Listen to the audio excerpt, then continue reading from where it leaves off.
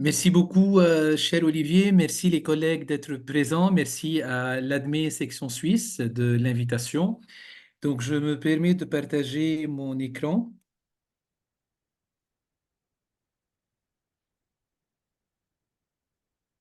Voilà.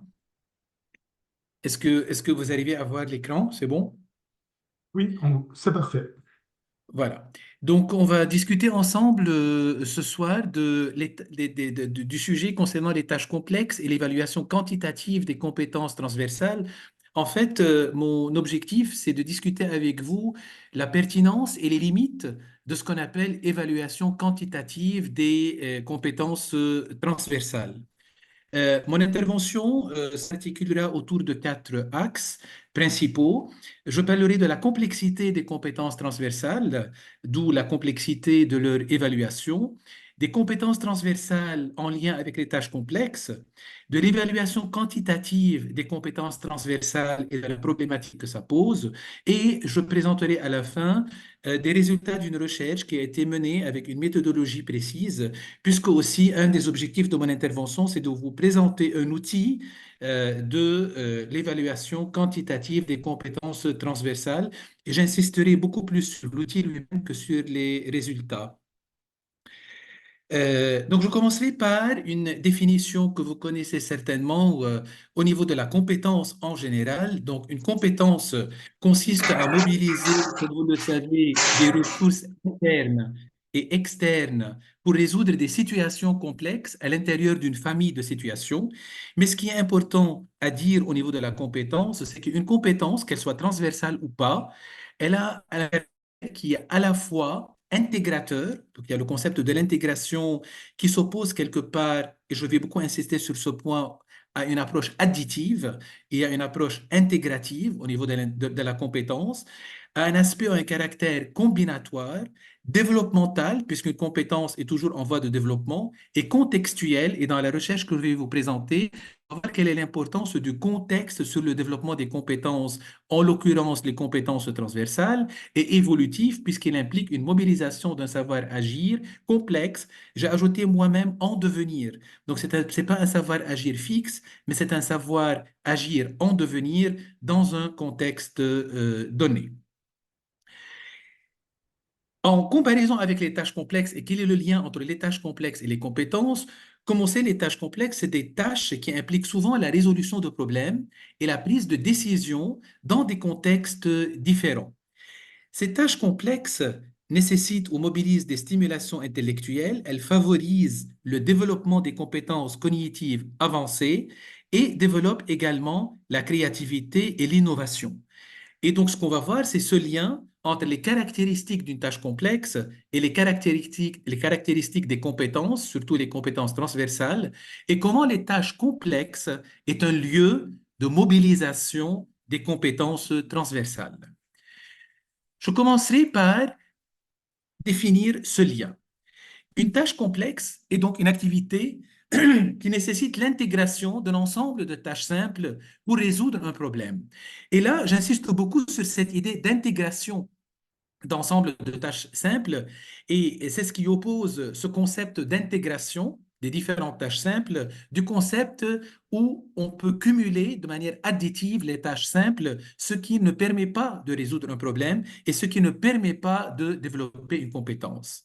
Les tâches complexes impliquent également une intradisciplinarité, donc des liens entre les concepts d'une même discipline, mais également une sorte d'interdisciplinarité quand ça implique plusieurs disciplines. On parlera donc, dans le cas de tâches complexes, de situations complexes et authentiques, puisqu'on va voir quel est le lien entre ces tâches complexes et les situations réelles, authentiques dans le sens du vécu réel, et s'inscrit dans une logique intégrative et non juxtapositive. Elle est donc le lieu de mobilisation de compétences en général et des compétences transversales en particulier. Cette notion rompt ainsi avec les orientations de la perspective behavioriste, qui recommande d'exposer les étudiants à des degrés de complexité croissants. Comme vous le savez, quand on parle d'une approche behavioriste, on a tendance à aller d'une tâche simple à une autre de manière cumulative, croissante, ce qui n'est pas du tout l'approche par compétence, en préconisant un cheminement systématique et obligatoire du simple vers le complexe. Donc, lorsque nous sommes dans une approche behavioriste, on est vraiment dans une approche linéaire où on considère, où l'hypothèse de départ, c'est d'aller du simple vers le complexe, alors que quand on est dans une logique de compétences et de mobilisation de compétences dans des tâches complexes, on ne va pas du simple au complexe, on va directement du complexe dans le cadre de résolution de problèmes. Avant d'aller plus loin, mon cadre théorique, si vous voulez, ou mon discours ou mon propos est très ancré dans la définition de la complexité telle que prévue par Edgar Morin, qui lui a défini 7 principes de la complexité. D'abord, qu'est-ce que c'est que la pensée complexe dont on parle? Souvent, une confusion conceptuelle existe entre ce qui est complexe et ce qui est compliqué. Puisque ce qui est complexe, ça traduit le réel. Ce qui est complexe, c'est-à-dire nous prenons en considération plusieurs composantes, plusieurs paramètres, qui n'est pas nécessairement compliqué, qui au contraire permet une meilleure compréhension et appréhension du réel. Donc, entre une résolution de problèmes basée sur des interventions linéaires, ou au contraire, selon des approches et des dispositifs complexes continuent à exister. Et le concept de la complexité ou de pensée complexe n'est pas récent. En fait, très brièvement, je vous dis que cette théorie, elle puise ses origines il y a très longtemps de la théorie des systèmes généraux, de la cybernétique, de la théorie du chaos et de la théorie des informations. Dans tous ces domaines, il y a une évolution du réductionnisme newtonien qui préconisait des modèles basés sur un univers très ordonné. Donc, selon ce modèle réductionniste, tout est ordonné, tout est linéaire, tout est clair, on peut aller du simple au complexe. Alors que quand on va dans une dynamique mouvante, quand on va dans une dynamique incertaine, dans une dynamique non linéaire, on est plus du côté de la complexité. Et vous remarquez avec moi que cette hypothèse ou cette théorie date déjà de 1950. Donc, je vais essayer de faire ce lien entre les 7 principes de la complexité tels que définis par Edgar Morin et les compétences dont on parle. Le premier principe d'Edgar Morin est le principe dialogique. Ce principe, il unit 2 principes ou notions devant s'exclure l'un l'autre, mais qui sont indissociables en une même réalité. Qu'est-ce que je veux dire à ce niveau-là, au niveau du principe dialogique appliqué aux compétences? Il y a 2 extrêmes, si vous voulez, ou 2 pôles.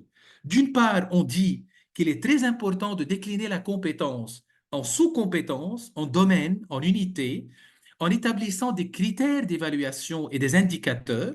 Et là, on est dans un paradigme simpliste, dans une approche linéaire et additive, mais en même temps très scientifique et très faisable.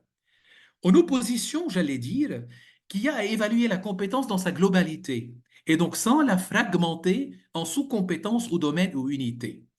Et là, on ne peut le mesurer qu'en dans des situations authentiques. Et on est là dans le cadre d'une approche globale, holiste, complexe, mais difficile parfois à mettre en place. Ce qui est intéressant dans le principe dialogique, c'est qu'il n'oppose pas ces 2 pôles. Morin, il dit, on peut faire des liens entre ces 2 pôles, un aller-retour continu entre ces 2 pôles, entre le fait de décliner la compétence en sous-compétence et le fait d'évaluer la compétence dans sa globalité. Et on va voir comment cela va se répercuter au niveau de l'évaluation, comment on peut alterner des modalités d'évaluation pour évaluer en fonction de critères versus évaluer la compétence dans sa globalité. Le deuxième principe, défini par Morin au niveau du paradigme de la complexité, c'est le principe de la boucle rétroactive et récursive. Donc la boucle de feedback ou de rétroaction. Et là, si on l'applique au niveau de la compétence, on voit que lorsqu'on réussit une compétence, on développe une certaine performance qui va déclencher une certaine motivation, qui va se répercuter de nouveau sur la réussite de la compétence. Donc on est dans une boucle qu'on peut appeler une boucle positive versus une autre boucle quand on échoue une compétence, manque de performance, une démotivation et une régression de la compétence. Donc, au niveau de cette complexité, on voit que cette boucle, on peut parler d'une boucle ou d'une rétroaction qui déclenche un développement de compétences positif ou une régression de la compétence. Le troisième principe, ou le quatrième proposé par Edgar Morin, c'est le principe hologrammique, qui est inspiré de l'hologramme, comme vous savez, dont chaque point contient la quasi-totalité de l'information de l'objet. Ainsi, le tout, ou l'image globale, est dans chaque partie et les parties sont dans le tout. Comment cela se traduit au niveau de la compétence? Chaque compétence, en fait, peut inclure l'ensemble des compétences à mobiliser. Donc, d'une part, il y a l'unité, chacune des compétences transversales, mais également, chacune des compétences transversales inclut l'ensemble des compétences. Je donne un exemple. Travailler en équipe, qui en soi est une compétence, elle inclut d'autres compétences comme celle de communiquer, avoir un esprit critique, résoudre un problème ou être empathique. Cinquième principe, qui est le principe systémique ou organisationnel. Donc, dans ce cas, l'organisation d'un tout produit des qualités ou des propriétés nouvelles par rapport aux parties considérées isolément, avec un concept que je trouve passionnant qui est le concept des émergences. L'émergence est plus riche que la compréhension de chacun des éléments qui constituent un objet. Et donc, les éléments manquants dans une compétence permettent de développer parfois une autre. L'émergence d'une compétence dépasse la somme des critères. Et donc, il ne suffit pas d'additionner les sommes des critères, la somme des critères, d'additionner les différentes sous-compétences pour évaluer la compétence dans sa globalité selon ce principe systémique ou organisationnel. Le dixième, c'est le principe d'autonomie-dépendance et donc l'interrétroaction entre autonomie et dépendance, avec le lien avec l'environnement et le contexte. Cette interrétroaction, donc ces liens entre les éléments, entre les critères et les sous-compétences, permettent une émergence plus complexe et contextualisée. Chacune des compétences est autonome.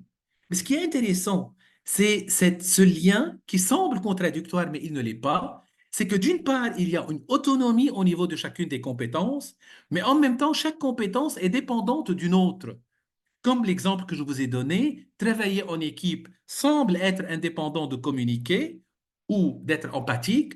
Or, c'est impossible de travailler en équipe sans être empathique et sans maîtriser la compétence de communication.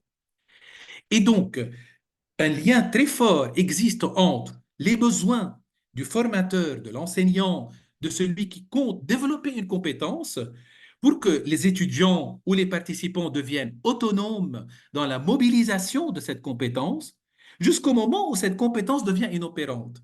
Donc une compétence, elle reste valide jusqu'au moment où elle ne permet plus de résoudre un problème, d'où le retour à la dépendance, à un besoin de formation de nouveau et le cycle recommence. Le tout dernier principe, c'est la réintroduction du connaissant dans toute connaissance.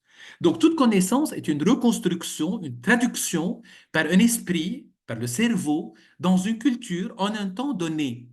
Et ce qui est très intéressant, c'est que cette construction, elle est unique à une personne donnée, dans un contexte donné, à un temps T. Et donc, la compétence n'est pas indépendante du savoir, ça on le sait, mais elle n'est pas indépendante de l'histoire personnelle de celui qui compte développer cette compétence. Elle n'est pas indépendante du contexte dans lequel cette compétence est mobilisée. La compétence est individuelle, même si elle se construit avec l'autre. L'apprentissage est de toute façon un acte solitaire. Et donc, le développement de la compétence est un acte tout à fait solitaire, même si cet apprentissage se fait en construction avec l'autre et se fait dans un contexte bien déterminé. Après avoir présenté ces principes, les sept principes de Guerre-Morin, pour essayer d'aller au cœur de la complexité, quel est le lien entre cette complexité et l'approche par compétence? Donc, je dis qu'être compétent, c'est pouvoir gérer le complexe. Donc, déjà, une compétence, c'est pouvoir gérer cette complexité. Parce que la vie, les groupes d'individus ou l'environnement sont d'une complexité étonnante. Être compétent exige aussi de pouvoir faire face à l'imprévu. Et on en sait quelque chose de nos jours. Cette compétence à gérer les incertitudes, à identifier les incertitudes et à les gérer, même en dehors de toute situation de crise. Ce ne sont pas seulement les situations de crise qui impliquent une incertitude, des imprévus, c'est tout le temps cette compétence est mobilisée pour gérer des situations incertaines. Cette compétence, c'est avoir la capacité de s'adapter. ne sait jamais à quoi on s'attend exactement dans une situation complexe. La question n'est pas tant celle de l'inédit que de son incertitude et de son imprévisibilité. Et là, je trouve qu'il y a un concept passionnant, un concept d'imprévisible et d'incertain. Donc, ce qu'on compte développer, c'est nous aider à gérer ces incertitudes. Et pas pour éliminer les incertitudes, non pas pour éliminer ce qui est invisible, mais pour le faire autrement. Être compétent, c'est se préparer au monde demain. Vous avez tous entendu parler du VUCA Word, dont on nous parle depuis longtemps. Donc, c'est cas initial de mots anglais, volatility, complexity and ambiguity. Et donc, tout ce monde de demain qui est de plus en plus incertain ne peut être géré que par le développement de ces compétences. Et là, on arrive au cœur du sujet. Après avoir un peu évoqué les compétences de façon générale, après avoir présenté les principes de la complexité en lien avec les compétences, parlons des compétences transversales. De quoi parle-t-on quand on parle de compétences transversales? En fait, contrairement aux compétences techniques ou spécifiques à un domaine donné, les compétences transversales, qui sont également connues sous le nom de compétences transverses ou non techniques, sont des aptitudes qui se veulent générales et universelles et qui peuvent être appliquées dans divers contextes et situations. Elles sont de plus en plus valorisées de nos jours par les entreprises et les recruteurs. Je vais revenir plus tard à ce lien avec l'intelligence artificielle. Vous savez mieux que moi qu'à l'ère de l'intelligence artificielle, plus l'intelligence artificielle se développe, plus la technologie se développe, plus le besoin en termes de développement de compétences transversales s'impose. Car ces compétences contribuent significativement à la réussite professionnelle et personnelle. Elles comprennent des capacités comme, vous le savez, la communication, la collaboration, la résolution de problèmes, la pensée critique, la créativité, la gestion du temps, du stress, le leadership, etc. Mais surtout, la dernière que j'évoque ici, la capacité à s'adapter au changement.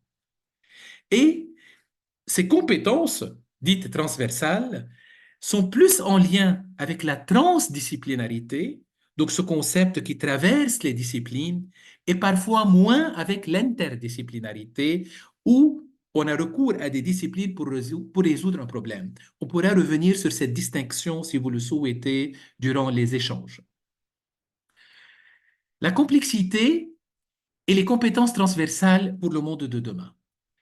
Donc là, je dis que le monde de demain, il est incertain, aléatoire, mouvant, digital, interconnecté, inclusif, complexe.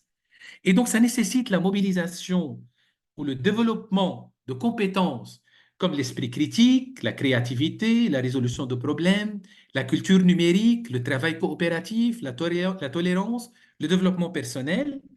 Et on a divisé les groupes, si vous voulez, de compétences transversales en quatre grandes catégories. Le groupe de dimensions cognitives, tout ce qui relève de l'apprendre à savoir. Le groupe des dimensions instrumentales, donc l'apprendre à faire. De la dimension individuelle à être. Et la dimension sociale, donc apprendre à vivre ensemble. Dans un rapport édité par l'UNICEF en 2018, ils ont décliné ces quatre groupes en détail, si vous voulez, en dimensions et en compétences. Au niveau de la compétence, pardon, de la dimension cognitive, ils nous parlent de compétences comme la culture digitale, la créativité, la curiosité, l'esprit critique, le problem solving, la métacognition. Pour la dimension instrumentale, on a la coopération, la négociation, la prise de décision. Pour l'individuel, on a le self-protection, donc la protection de soi, la gestion de soi, la résilience, la communication, la flexibilité et le développement personnel. Et au niveau de la dimension sociale, il y a l'interculturalité, le respect de la diversité, l'empathie, la participation, les droits de l'homme, l'éthique. Là, je vais m'attarder un tout petit peu sur différents modèles de répartition de ces compétences transversales. Donc, dans d'autres littératures, on voit que on insiste plus, par exemple, à côté des autres compétences que j'ai évoquées, le citoyen éthique, les habiletés technologiques. Donc, vous voyez qu'il y a des appellations et des regroupements différents, mais finalement, on tombe pratiquement presque sur les mêmes catégories. Dans une autre référence, par exemple, dans le Educational and Care and the National Core Curriculum en 2022 en Finlande, ils ont essayé de repenser les compétences en les regroupant autrement, en parlant de thinking and learning to learn, donc apprendre et réfléchir, la culture, la compétence au niveau de l'interaction et de l'expression, le taking care, donc la prise de soin de soi et des autres, et la gestion de tous les jours, la littératie et la multilittératie, tout ce qui est digital, les working life, donc là on voit un peu des concepts qui émergent dans la compétence du travail et de l'entrepreneurship, et la participation et de la construction d'un futur durable, du sustainable future. C'est un autre modèle où on peut évidemment trouver des liens entre ces compétences transversales, mais quand même, il y a des nuances, puisque là, ils les répartissent en connaissances, compétences, valeurs, attitudes et volonté. Un autre modèle qui est proposé par le ministère de l'Éducation, donc de l'École québécoise. Donc là, ils ont une vision du monde qui est répartie en compétences d'ordre méthodologique, d'autres d'ordre intellectuel, d'autres d'ordre personnel et social, et d'autres d'ordre au niveau de la communication. Donc la répartition selon ce programme est faite selon ces quatre groupes, si vous voulez, ou paquets de compétences. Et 10 compétences préconisées par le Future Job Report en 2020 dans le World Economic Forum, ils nous disent qu'en 2025, si on dépasse les 2015 et les 2020, et avec l'intelligence artificielle, on aura surtout besoin de développer des compétences analytiques et au niveau de l'innovation, au niveau de l'écoute active et stratégie d'apprentissage, donc apprendre à apprendre, autrement dit, apprendre à utiliser l'intelligence artificielle, le leadership et l'influence sociale, l'usage des technologies, ça reste, mais avec un monitoring, le design de technologie, la résilience, la tolérance de stress et la flexibilité, le raisonnement et la résolution de problèmes, avec le concept d'idéation qui va au-delà de la créativité, qui dépasse même le concept de créativité. Et donc, après avoir fait le tour des différents modèles de ces compétences transversales, qu'en est-il de la complexité ou de l'enjeu de leur évaluation? Pourquoi on...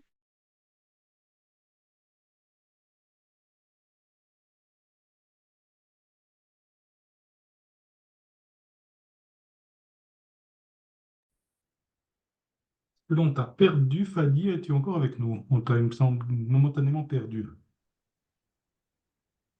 Bon, je vais attendre 2 secondes parce qu'il y a Oui, il y a une petite coupure de connexion. tu nous entends? On t'entend à nouveau, Fadi. Est-ce que toi, tu nous entends? Oui, donc je continue. Oui, c'est bon. Alors, on t'a perdu quelques secondes, mais tu es de nouveau avec nous. D'accord. Donc, la complexité de l'évaluation des compétences. Donc, l'évaluation des compétences implique la prise en compte d'un réseau intégré et fonctionnel formé de composantes cognitives. Et donc, d'où la complexité de leur évaluation, puisqu'il ne s'agit pas d'un seul élément à évaluer. Et en plus, ces compétences sont censées être mobilisées dans une famille de situations. Et la dérive de l'évaluation, ou le danger de la pensée linéaire et réductrice, c'est de penser que la somme des critères et des microcritères correspond à l'émergence globale et complexe de la compétence à évaluer. C'est pourquoi j'évoque ici 4 postulats. Le premier postulat, c'est le postulat de la décomposabilité. Comme je viens de dire, le risque, c'est de penser que toute compétence est décomposable en composantes élémentaires et que la somme des évaluations isolées fournit un indicateur pertinent de l'évaluation de la compétence dans sa globalité, indépendamment des interactions qui existent entre les parties. C'est-à-dire, autrement dit, c'est comme si on est en train d'assumer que le tout est strictement égal à la somme des parties. Or, on vient de voir, d'après le principe d'Edgar Morin, que ce n'est pas vrai. Le deuxième postulat, c'est le postulat de la décontextualisation. La fixité de chaque compétence en admettant qu'elle se manifeste indépendamment du contexte. Donc ça, c'est aussi un autre danger. Quand on considère qu'une compétence, elle peut être mobilisée indépendamment du contexte. Le troisième, c'est le postulat du transfert automatique. C'est comme si l'étudiant est capable de faire l'intégration et le transfert des compétences et des savoirs acquis dans différents contextes sans qu'il y ait apprentissage, c'est-à-dire de façon spontanée. Il est capable de prendre tous ces éléments et de les mobiliser en faisant un transfert automatique. Ce que je suis en train de dire, c'est que ces postulats sont dangereux puisqu'on considère qu'ils sont automatiques alors que la mobilisation des compétences nécessite un apprentissage pour pouvoir aller vers quelque chose de complexe, quelque chose de contextualisé et que le transfert s'apprend et n'est pas inné. Défi de l'évaluation des compétences transversales. Les défis sont liés à l'évaluation de ces compétences parce qu'il y a un manque de compréhension complète de la nature et du développement de ces compétences et de leur caractère multidimensionnel et la façon de répartir les écarts de comportement attribués à ces connaissances. Et donc, un autre problème est lié à l'évaluation des compétences transversales, qui est la création et l'utilisation d'outils de mesure. Et dans la deuxième partie de mon intervention, je vais essayer de vous montrer un outil que nous avons construit dans le cadre d'une recherche qui permettrait, j'espère, l'évaluation de ces compétences transversales. Parce que tout le défi, c'est quel outil trouver pour évaluer de façon très précise ces compétences transversales sans pour autant perdre leur complexité. Les approches les plus proches, si vous voulez, de la complexité sont les approches qualitatives. Et je ne vais pas m'attarder sur ça, puisque mon intervention, elle cible plus les approches quantitatives. Mais là, je vous ai juste présenté un très grand nombre de modèles, de références, de sources, où on peut évaluer de façon qualitative les compétences transversales. Et donc, en mettant des problèmes à résoudre, en mettant les élèves ou les étudiants dans des situations authentiques, dans des stages, mais ce n'est pas le but de mon intervention aujourd'hui. Puisque la démarche qualitative, on parle surtout d'évaluation authentique. Pardon. C'est-à-dire, il s'agit de mettre les étudiants ou les personnes à évaluer dans des situations réelles, dans des stages, dans des situations où la compétence est réellement mobilisée et elle n'est pas hypothétique. Par contre, la grande difficulté, c'est dans les démarches quantitatives de l'évaluation des compétences. Et donc là, l'utilisation d'outils d'évaluation spécifiques comme les questionnaires, comme les tests cognitifs, des simulations de tâches, des évaluations par les pairs, donc divers outils utilisés pour évaluer de façon quantitative. Ensuite, quand on dit évaluation quantitative, obligatoirement, on passe par les critères de performance. Donc, comment établir des critères clairs, objectifs pour chacune de ces compétences?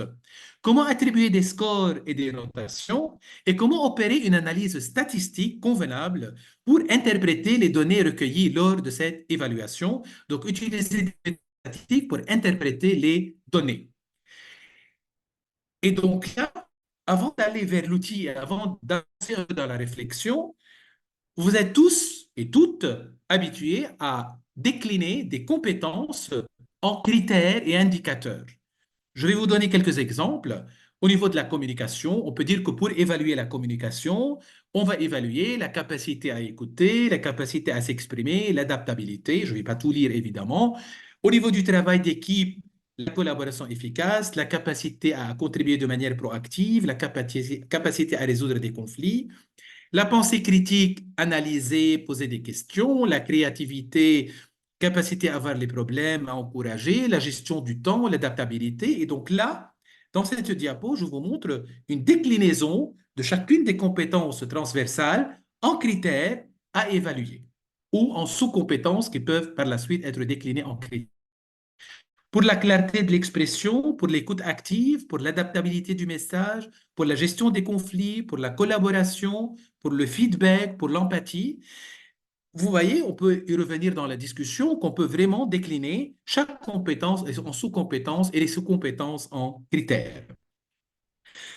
Au niveau du programme de l'école québécoise, ils ont essayé d'aller un peu plus loin en disant que si je veux évaluer une compétence comme exploiter l'information, la première chose, c'est de les décliner en sous-compétences comme s'approprier l'information avec une définition de qu'est-ce que ça veut dire s'approprier l'information, reconnaître diverses sources d'information en la définissant, tirer profit de l'information en la définissant, et ils ont mis à côté de la compétence et des sous-compétences ou de la définition de la compétence des critères d'évaluation. Exemple, pour explorer l'information, on a consultation des sources variées de 1 à 3, sélection des données pertinentes 1 à 3, organisation cohérente de l'information, recours efficace à l'information, utilisation dans de nouveaux contextes. Et avec des cycles, c'est-à-dire que au cycle 1, on vise le niveau 1, au cycle 2, on vise le niveau 2, au cycle 3, on vise le niveau 3, puisqu'on a dit que la compétence se développe d'un cycle à un autre. Ils ont fait le même pour toutes les compétences transversales qu'ils ont considérées fondamentales, comme résoudre des problèmes, comme exercer un jugement critique, comme mettre en œuvre sa pensée critique. Donc, chacune est déclinée en critères, comme se donner des méthodes de travail efficaces, exploiter les technologies de l'information et de la communication, et coopérer et communiquer de façon... Et donc, ça, je pense, cette idée de décliner la compétence en sous-compétences, de les définir, de les décliner en critères, c'est quelque chose que nous avons tous l'habitude de faire. Mais la question qui se pose, comment évaluer de façon quantitative tout en gardant cette complexité? Et là, je vous présente le résultat d'une recherche que j'ai menée avec des collègues, donc Joe Frem, au niveau de l'International Arab Baccalaureate, avec la collaboration de Dr. Tahrid Diab. Donc là, on a essayé de construire un questionnaire qui permet ou qui permettrait une évaluation quantitative des compétences transversales. Nous avons commencé par générer une liste de questions organisées par compétences et par dimension. On a rédigé ces questions, on les a regroupées par compétences, on a fait une validation interne entre chercheurs, et puis on a fait une validation externe du questionnaire par le test statistique Cronenberg Alpha et par validation avec d'autres chercheurs. Mais le grand défi était le suivant, et je ne sais pas si on a réussi à le relever, nous en discuterons. C'est comment élaborer des questions permettant la mobilisation des compétences transversales et non pas les représentations, les perceptions des élèves de ces compétences. Puisque souvent, dans les questionnaires qui prétendent évaluer les compétences, nous avons souvent accès à ce que les élèves pensent de leurs compétences et non pas la mobilisation des compétences réelles. Parce que ces compétences réelles sont plus facilement vues et évaluées en situation authentique et réelle. Donc le grand défi, c'était comment écrire ou créer des questions qui nécessitent la mobilisation des compétences et non pas les représentations ou les perceptions de ces compétences. La méthodologie qu'on a suivie est la suivante. Donc, d'abord, on a créé, suite à la liste des compétences qu'on a voulu évaluer, une série de questions. Puis, on a vu si l'item est aligné avec la compétence, si tous les items comprennent 5 alternatives, parce que c'était un choix, si l'item utilisé comprend des mots couramment utilisés, si c'est compréhensible par les élèves ou pas, si le vocabulaire est approprié ou pas, si l'énoncé de la question est valable, si les distracteurs sont écrits et alignés avec un niveau d'acquisition convenable, avec un barème très précis au niveau. Je prends des exemples de questions. Pour évaluer donc la culture numérique, on a posé une question de genre, votre ami publie des photos sur son blog et vous souhaitez les voir. Après avoir connecté votre ordinateur sur Internet, lequel des logiciels suivants allez-vous utiliser? Word Processor, Picture Viewer, Web Browser, Image Editing, Adobe Photoshop. Et les étudiants étaient censés, les élèves, puisque c'était fait dans des écoles, je vais vous dire, je vais vous parler de l'échantillon, censés choisir un mot. Pour la résolution de problèmes, on ne leur a pas posé de question, pensez-vous être capable de résoudre un problème, mettez de 1 à 5. Parce que si on pose ce genre de questions, pensez-vous être capable de résoudre un problème en mettant une note de 1 à 5, on aura accès à leur représentation de résolution de problèmes. Donc, on leur a donné des problèmes à résoudre pour voir s'ils sont capables vraiment de les résoudre. Pour évaluer la coopération, donc là, on a dit que tout en travaillant sur un projet, Alors, votre équipe vous passe sa partie mal rédigée. Que feriez-vous dans cette situation? Vous vous inquiétez pas à l'enseignant, etc. Pour évaluer la protection personnelle, on leur a mis dans une situation, vous êtes face à un gâteau dans une soirée contenant un ingrédient illégal. Alors, ils insistent de vous offrir une portion pour vous mettre dans l'ambiance. Quelle serait votre attitude? Ou lorsque vous êtes sur les réseaux sociaux, est-ce que vous partagez les informations personnelles en ligne? Est-ce que vous faites attention à ce que vous partagez, etc. Là, par exemple, pour l'équité, on leur a donné des images et on leur a dit choisissez l'intrus. Et là, on a eu des réponses parfois étonnantes. Parfois, ils nous disaient c'est le D parce que ça vient d'une autre ethnie, d'une autre nationalité. D'autres réponses étaient la B parce que les femmes ne sont pas censées être ingénieures. Donc, on a eu des réponses avec des justificatifs.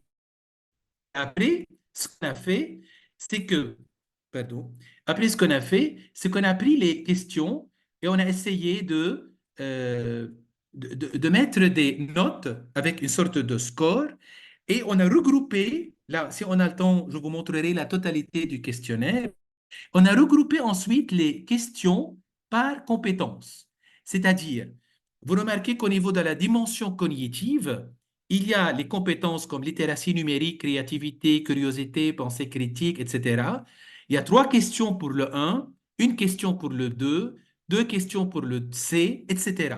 Donc, on a regroupé les questions du questionnaire par groupe de compétences, par compétences et par dimension. Suite à ça, on a distribué ce questionnaire à 8 écoles. Donc, notre échantillon était fait de 774 élèves répartis un peu sur toutes les régions du Liban, Nord, Sud, Beyrouth, Bekaa. Et on a fait des études, des analyses descriptives et inférentielles au niveau des résultats. Et donc, suite à l'utilisation de ce questionnaire, on a pu, et au traitement statistique, analyser les dimensions et ensuite les compétences. Donc, nous avons remarqué, par exemple, qu'au niveau de la dimension cognitive, selon le pourcentage des élèves classés au niveau 3, c'est-à-dire dimension acquise, on a vu qu'il y a 5% seulement de la population qui ont pu mobiliser des compétences liées à la créativité versus 63% résolution de problèmes, avec seulement 9% littératie numérique, 50% pensée critique et 57% métacognition. Et donc, la compétence la plus développée dans notre échantillon, c'était la résolution de problèmes. La compétence la moins développée était la créativité. Et là, quand on a essayé de faire un focus group avec les enseignants, ils ont dit que peut-être, parce que les interventions éducatives et les méthodes d'enseignement au Liban visent peu le développement de la créativité, que notre curriculum date de 97, que les élèves sont plus préparés à l'examen national et pas à d'autres types de compétences, que le magistral ne peut former que des citoyens soumis, et donc des interprétations liées aux résultats obtenus. Par rapport à la compétence des fonctions instrumentales, alors on a 16% qui ont mobilisé des compétences liées à la collaboration, à la coopération, versus 65% au niveau de la négociation et 35% au niveau de la prise de décision. Et donc là, la compétence la plus développée, c'est la négociation et la moins développée, c'est la coopération.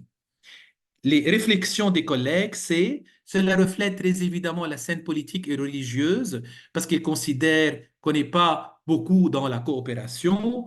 Et puis les écoles, c'est des écoles privées qui ont été diagnostiquées, donc risque de monoculturalité.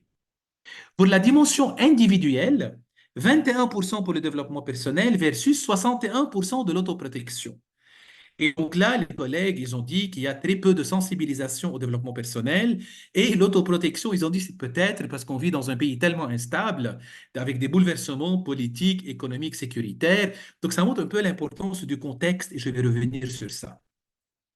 Pour la dimension sociale, très peu pour les valeurs et justice sociale, très peu pour les droits de l'homme, très peu pour la citoyenneté mondiale, pour le respect de la diversité et beaucoup pour l'équité et la participation. Et donc, les élèves qui suivent le programme libanais, ils ont développé peut-être des dimensions sociales plus que d'autres dimensions, surtout qu'en 2012, il y a eu un décret au niveau du ministère pour développer ce travail social. Et donc, le plan de rétablissement du secteur éducatif a été signé après la guerre civile, donc pour développer ces valeurs mais très peu sur la dimension valeur, justice sociale, d'où l'influence de l'histoire et du contexte, et l'absence de réformes visant à renforcer la cohésion sociale. De façon très globale, on a vu dans chaque groupe d'école quelles sont les dimensions développées.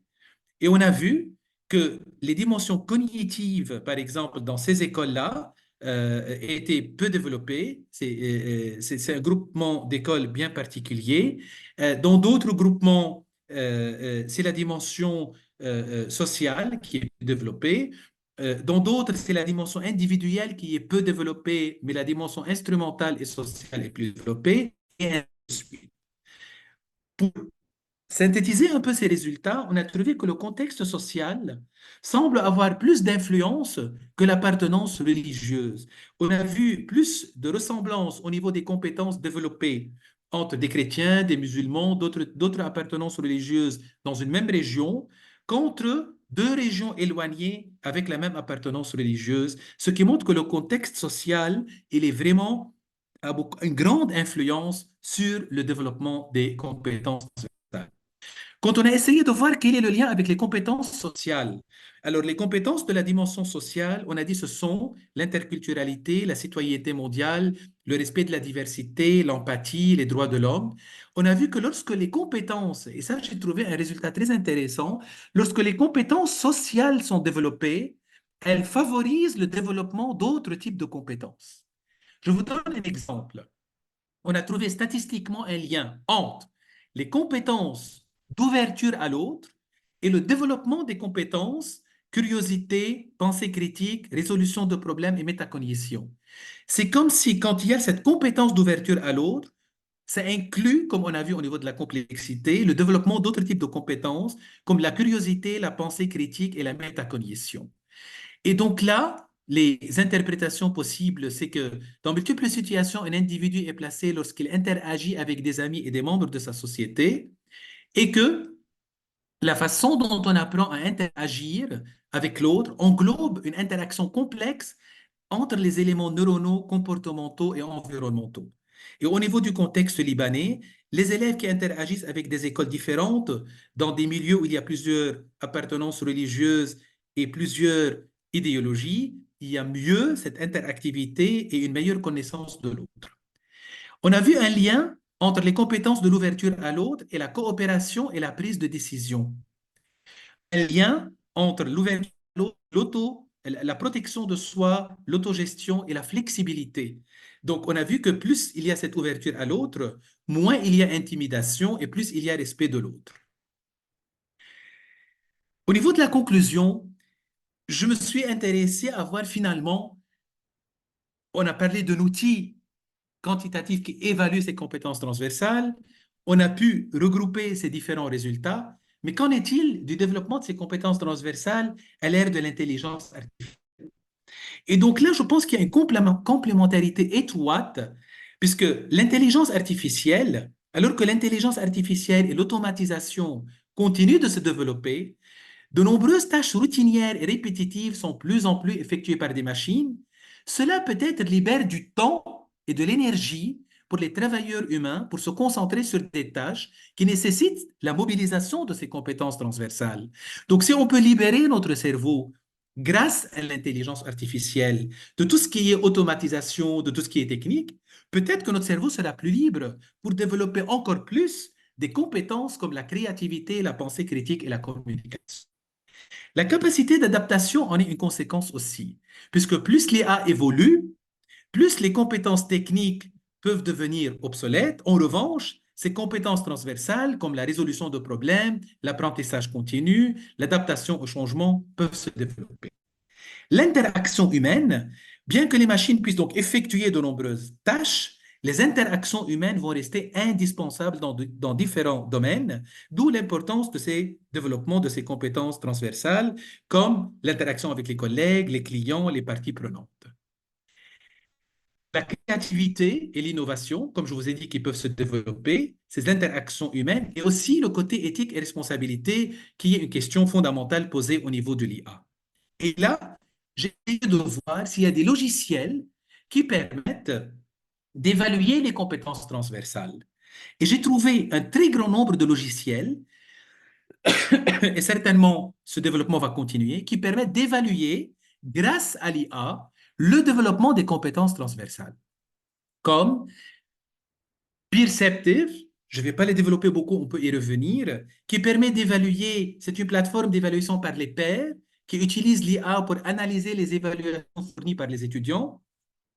Le Teammates, qui permet d'évaluer le travail en équipe. Le Comprehensive Assessment,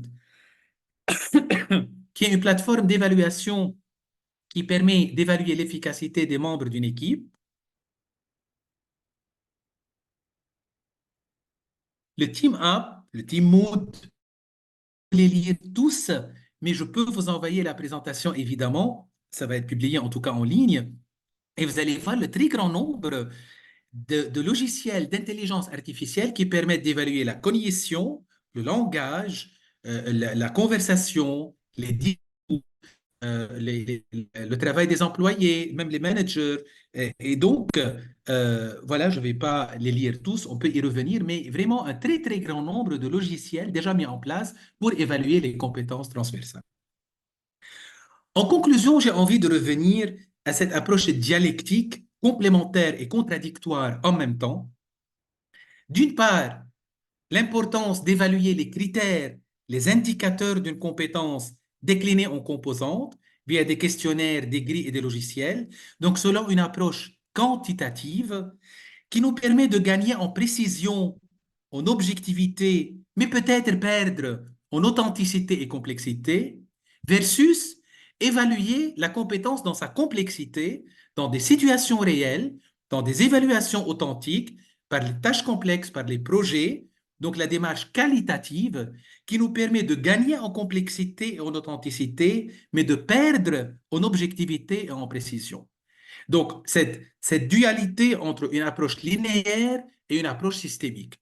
Mais si on applique le principe de complexité, il ne s'agit pas de choisir l'une des deux. Il s'agit de créer un lien entre les deux. Et donc, une intégration des deux approches, d'une part quantitative et d'autre part qualitative.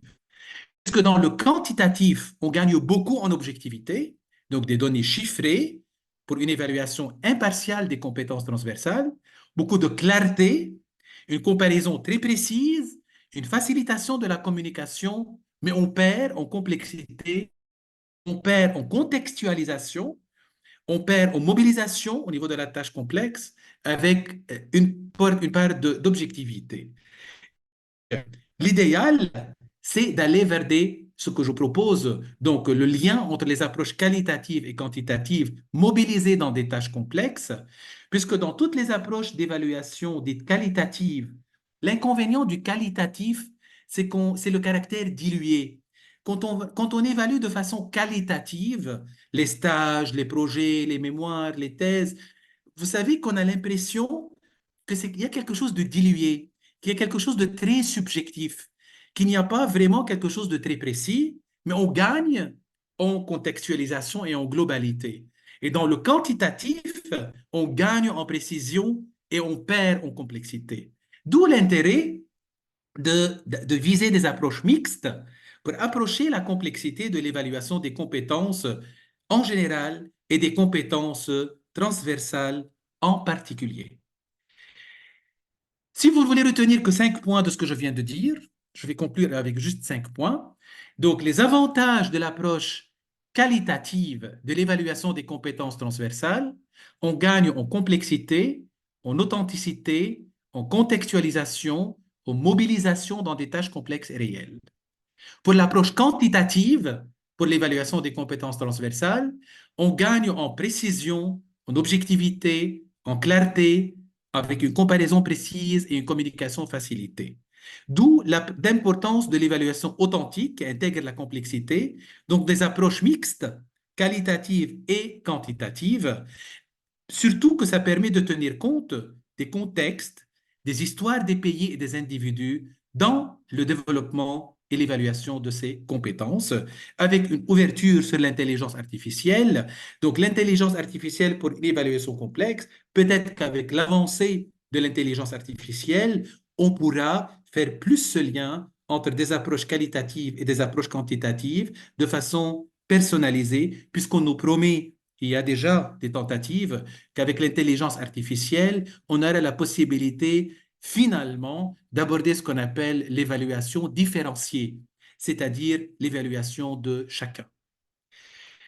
Là, je donne donc quelques références sur lesquelles je me suis appuyé pour préparer ma présentation. Je vous les enverrai également et je vous remercie de votre écoute.